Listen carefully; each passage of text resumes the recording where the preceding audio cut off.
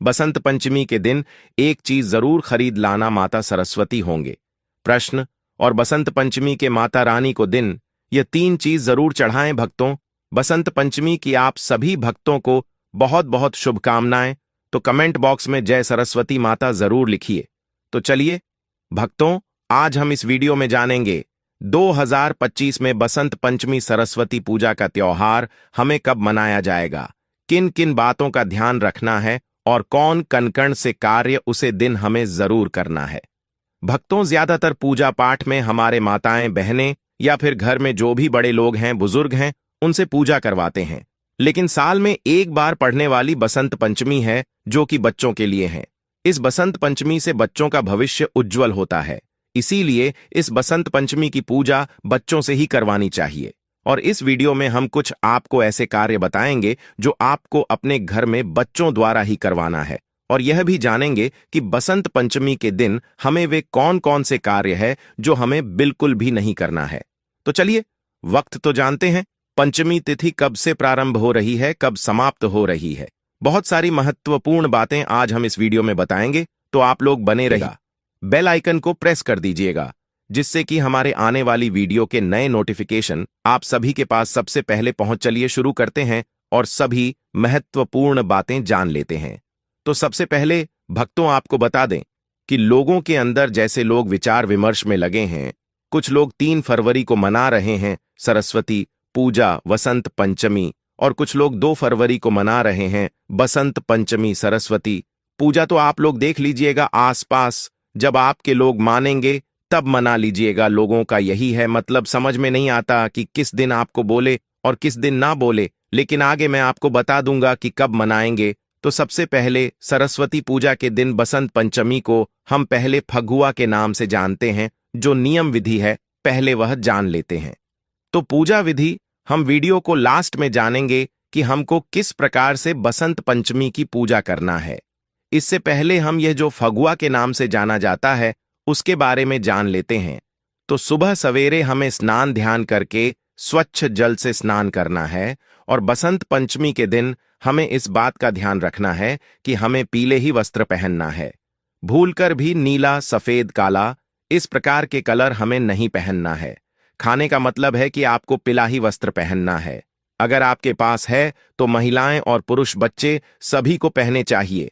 उसके बाद आप माता की मूर्ति भी आप लोग लाकर रख सकते हैं, पहले ही ले लीजिएगा।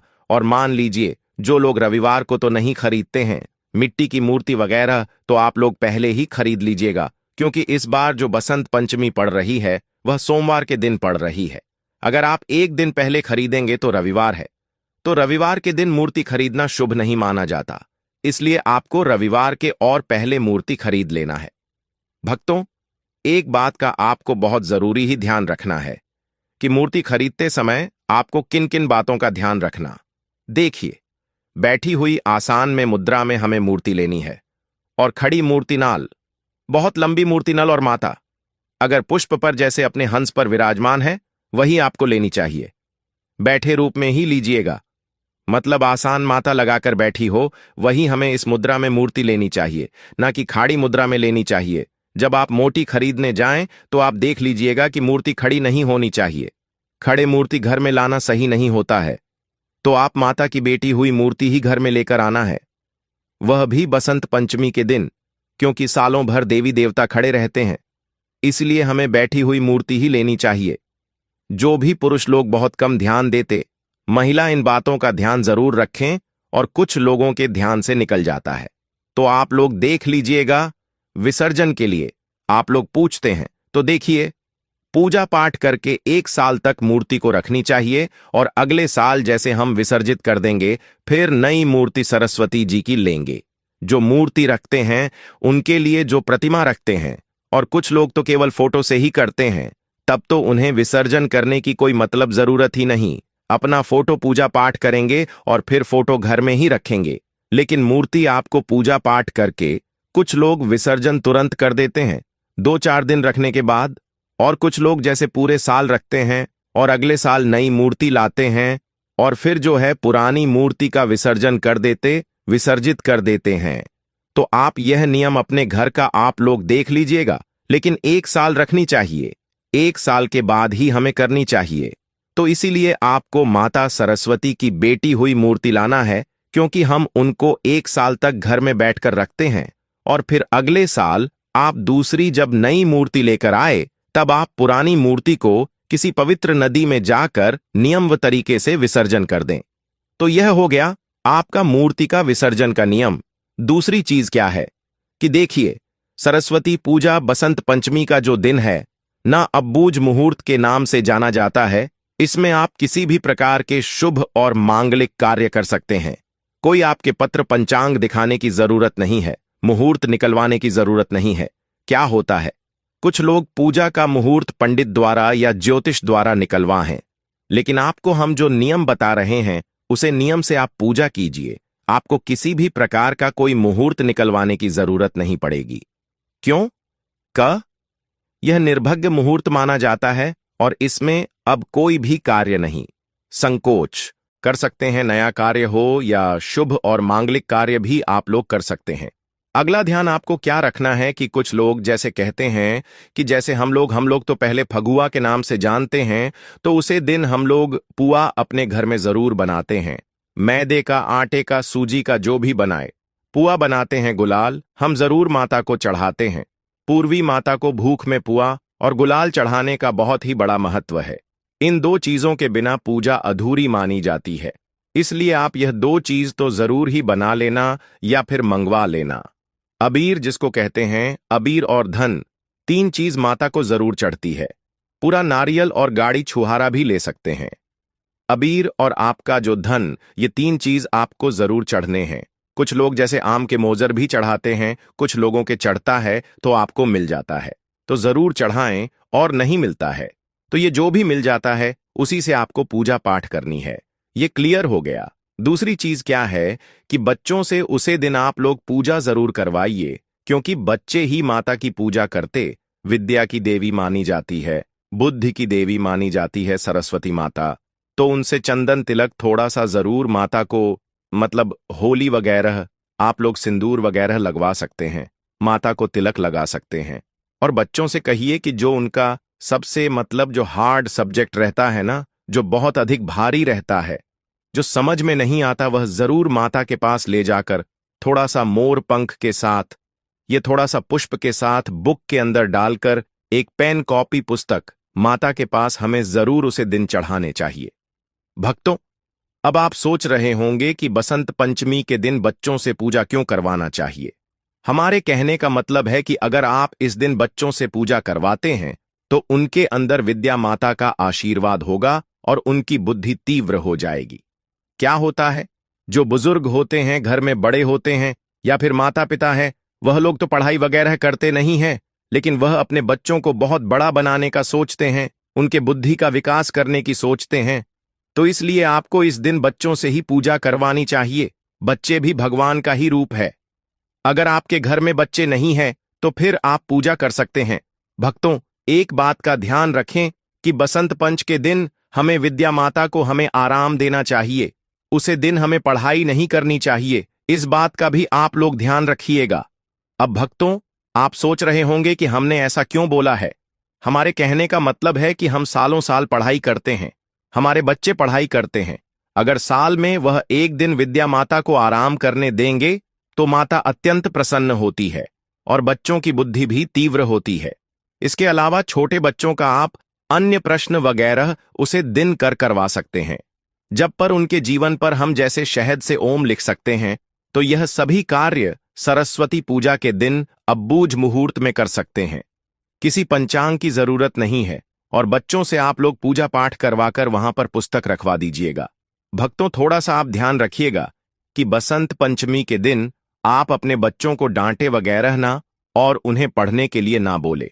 जब साल में एक ही दिन ऐसा रहेगा कि आप अपने बच्चों को पढ़ाई के लिए मना करेंगे, इसकी जगह आप उसे दिन उनको कुछ और नया सीखने का सोचिए। हिंदू धर्म में बहुत से त्योहार आते हैं, लेकिन यह बसंत पंचमी साल में एक ही बार आती है, जो कि विद्या माता के लिए होती है। सरस्वती माता, उसे दिन आराम करने दीजिए। जैसे हम लोग थक जाते हैं और आराम करते हैं, उसी प्रकार से हमें विद्या माता को भी आराम करने देना चाहिए। उसके अलावा आप बच्चों को कोई मनोरंजन खेल खिला सकते हैं, उनके पसंदीदा पकवान बनवा सकते हैं, लेकिन उसे दिन पुस्तक को आराम देना चाहिए। विद्या माता को उसे दिन हमें पढ़ने नहीं चाहिए। बच्चों को इस बात का आप लोग ध्यान दिला दें। अगला, आप लोगों का एक प्रश्न रहता है कि जैसे कि बच्चे का अगर एग्जाम है, परीक्षा है, तो वह बच्चे कैसे नहीं पढ़ेंगे। तो ठीक है, आप लोग माता से माफी मांग लीजिएगा, पहले चढ़ा दीजिएगा अपनी पुस्तक को, अपने कॉपी को, अपने पेन को, और उसके बाद माफी मांगकर आप लोग फिर उसे पुस्तक को उठाकर पढ़ेगा। क्या कीजिएगा, मजबूरी में जो कार्य करना पड़ जाता है उसे हमें करनी ही चाहिए। बाकी अगर बचाने लायक है तो उसे दिन विद्यार्थी देवी माता को, हमें विद्या माता को आराम देनी चाहिए, मतलब पढ़ने नहीं चाहिए। बच्चे पूजा पाठ करते हैं, एंजॉय करते हैं, पूरा पकवान कहते हैं, पंडालू में जाते हैं, घूमते फिरते हैं, और सभी को पीला वस्त्र उसी से मिलता जुलता जरूर पहनी है। तो यह सभी कार्य हो गया। सरस्वती पूजा में यही सब कार्य किया जाता है। ध्यान से एक एक बातें आप लोग नोट कर लीजिएगा और यही या तो याद रखिएगा। और इससे पहले भक्तों, अगर आपको हमारा वीडियो पसंद आता है तो चैनल को पक्का सब्सक्राइब कर दीजिएगा और वीडियो को लाइक कर दीजिएगा, क्योंकि आपकी एक छोटी सी लाइफ से हमें बहुत अधिक प्रेरणा मिलती है और हमारा वीडियो बनाने का मनोबल बढ़ता है। तो जरूर कीजिएगा। ये क्लियर हो गया। पाठ कैसे करें, तो कोई बात नहीं, ये जो पूजा है ना, बच्चों की ही पूजा है। तो अगर आपके बच्चे हैं तो उनको पूजा करो, उनसे करवा लीजिए और रेडीमेड चीजों का प्रयोग कीजिए। आप कोई भोग प्रसाद पूरा वगैरह ना बनाएं, घर में खाने पीने के लिए बना सकते हैं, क्योंकि बसंत पंचमी का दिन है। और यह जो व्रत है ना, माघ महीने के शुक्ल पक्ष की पंचमी तिथि के दिन हम सरस्वती पूजा वसंत पंचमी का त्योहार मनाते हैं। आप लोग अपने घर परिवार के लिए पूरा वगैरह बना सकते हैं। पंचमी के दिन अगर आप पीरियड्स में हैं तो माता को ना चढ़ाए, बाकी आप पर रेडीमेड चीज फल फ्रूट माता को चढ़ा सकती है, लड्डू वगैरह का भोग लगा सकती है। और एक चीज जो माता को हमें जरूर भोग में लगानी चाहिए, और वह फल क्या है? बेर। सरस्वती पूजा में बहुत अधिक महत्वपूर्ण है। सरस्वती माता को बेर बहुत अधिक प्रिय है, इसलिए उसे दिन आपको बेर का भोग जरूर ही लगाना चाहिए। जितना कि गणेश चौथ में महत्वपूर्ण है, ना भोग में चढ़ाना भगवान को उतना ही महत्वपूर्ण है। सरस्वती पूजा में बेर का होना तो अगर आपको मिल जाता है, आसानी से कोई भी वर 2-4 ही लाइए केवल पूजा के लिए, लेकिन जरूर लेगा। बाकी फल साइड से आप लोग रख सकते हैं, लेकिन बेर के बिना माता की पूजा अधूरी मानी जाती है। तो जरूर हमें बेर चढ़ाने चाहिए सरस्वती माता को। और बाकी अब साइड से धन हो गया, आम का मोजर हो गया, या और भी जो फल फ्रूट कला से। संतरा आप चाहे तो चढ़ा सकते हैं पीला। आसान से हमें माता को विराजमान करनी है, पीला कपड़ा उठानी है और पीले चीजों का ही प्रयोग करनी है, खुद भी पहनना है। माता को भी जो वस्त्र देते हैं, पिलाई खरीदे, और इस पर हम माता को चढ़ाकर धूप अगरबत्ती दिया, कलश चाहे तो कलश में रख सकते हैं। यह सभी चीजों के साथ, फल फ्रूट के साथ, सिंदूर चंदन के तिलक के साथ, सिंदूर तिलक के साथ हम माता की पूजा करेंगे, आरती करेंगे। और इस विधि से हम सरस्वती माता को प्रसन्न करना चाहते हैं, पूरा वगैरह चढ़ाते हैं। और है माता हमारे बच्चों के ऊपर, हम हमारे घर परिवार के ऊपर अपना आशीर्वाद बनाकर रखें। माता से हमें प्रार्थना करने की है। माता के विद्या देने वाली माता को, सरस्वती माता को ही मानते हैं। बुद्धि विद्या हमारे बच्चों में कूट कूट कर भरी है कि थोड़ा सा बच्चे पढ़ाई लिखाई पर ध्यान दें, बुद्धिमान बने, समझदार बने। तो यह सब तो हम भगवान से चाहते हैं। तो माता से हमें हाथ जोड़कर प्रार्थना करना है, प्रणाम करना है, और जितने नियम विधि आपको बताया है सभी कार्य आपको करने। आप तो चलिए आगे जान लेते हैं सरस्वती पूजा का त्योहार हमें कब मनाना है। तो आपको बता दूं कि सरस्वती पूजा का त्योहार हम लोग जैसे 3 फरवरी को मनाएंगे। दिन है सोमवार। सोमवार के दिन हम बसंत पंचमी का त्योहार मनाएंगे, और कुछ लोग जैसे 2 तारीख को भी मना रहे हैं, तो आप अपना देख लीजिएगा। वैसे तो हिंदू पंचांग के अनुसार आपको हम बताते हैं कि बसंत पंचमी का त्योहार किस दिन, शुभ मुहूर्त, तारीख, पूजा विधि का शुभ समय क्या हुआ, तो वीडियो के अंत तक बने रहे। तो चलिए भक्तों, जानते हैं हिंदू कैलेंडर के अनुसार बसंत पंचमी का त्योहार 2025 में बसंत पंचमी 3 फरवरी को मनाई जाएगी। कुछ लोग हैं जो कि 2 फरवरी को ही मान लेते हैं। वैसे हिंदू कैलेंडर के अनुसार 3 फरवरी को बसंत पंचमी का त्योहार हिंदू धर्म में बड़े धूमधाम से मनाया जाएगा। बसंत पंचमी का त्योहार भारतीय कैलेंडर के अनुसार माघ महीने के शुक्ल पक्ष की 5वीं तिथि को मनाया जाता है। यह खास तौर पर सरस्वती पूजा के रूप में मनाया जाता है और बसंत रथ की शुरुआत का प्रतीक भी है। इस दिन लोग विशेष रूप से विद्या की देवी सरस्वती की पूजा करते हैं और पीले रंग के कपड़े पहनने की परंपरा है जो बसंत रथ के रंग को दर्शाता है। और यह दिन विशेष रूप से सरस्वती पूजा के रूप में मनाया जाता है। सरस्वती पूजा का उद्देश्य विद्या, ज्ञान और कला की देवी सरस्वती की पूजा करना होता है। तो भक्तों, वीडियो में आगे बढ़ने से पहले कमेंट बॉक्स में सच्चे दिल से लिखें जय मां सरस्वती। तो चलिए भक्तों, आप जानते हैं कि बसंत पंचमी की पूजा विधि क्या होनी चाहिए, हमें किस प्रकार से बसंत पंचमी की पूजा करनी है। ये सब हम आपको बड़ी बड़ी से बताएंगे, तो वीडियो के अंत तक बन रहे हैं ना। तो चलिए भक्तों, जानते हैं। नंबर 1 है साफ सफाई। पूजा स्थल को अच्छी तरह से साफ करें। घर के मंदिर या पूजा स्थल को स्वच्छ करें। उस स्थान को साफ करें जिस स्थान पर आप माता सरस्वती जी की पूजा करेंगे। इसके बाद आपको क्या करना है कि इस दिन पीले रंग के वस्त्र पहनने की परंपरा है, क्योंकि पीला रंग बसंत राठू का प्रतीक है। इसलिए हमें पसंद हेतु का स्वागत पीले वस्त्र पहनकर करना चाहिए। पीले वस्त्र आपको आसानी से उपलब्ध हो जाएंगे या फिर आपके पास पहले से ही होंगे। जरूर नहीं कि आप उसे दिन नहीं बस 3 पहने। आप पुराने जो वस्त्र हैं उनको साफ करके स्त्री वगैरह करके पहन सकते हैं।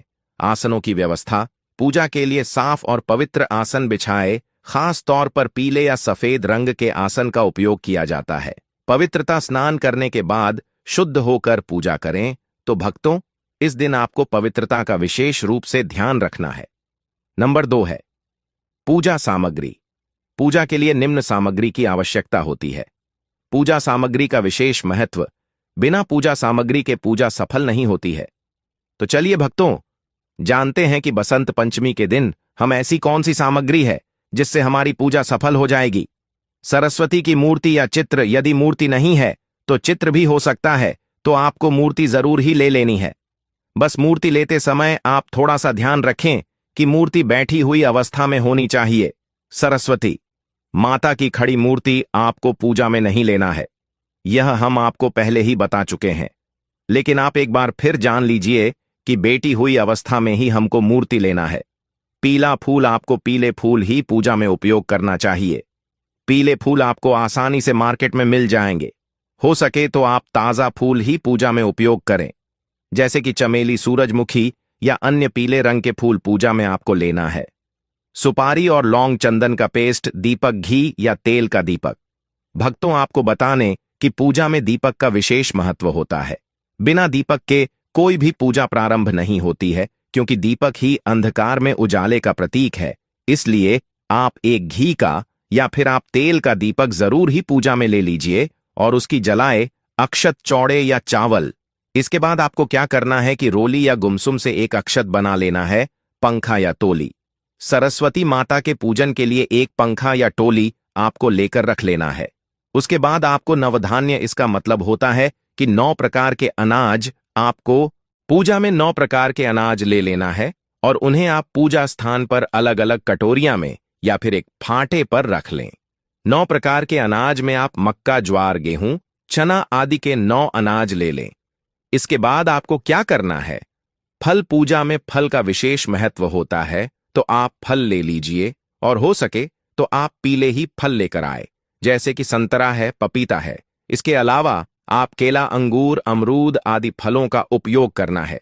अब आपको क्या करना है, धूप, अगरबत्ती ले लेना है और उनको जलाकर पूजा के स्थान पर रख देना है, क्योंकि बिना धूप अगरबत्ती के पूजा सफल नहीं मानी जाती है।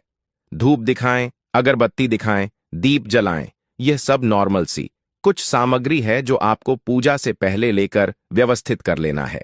इसके बाद आपको पानी का एक कलश लेना है।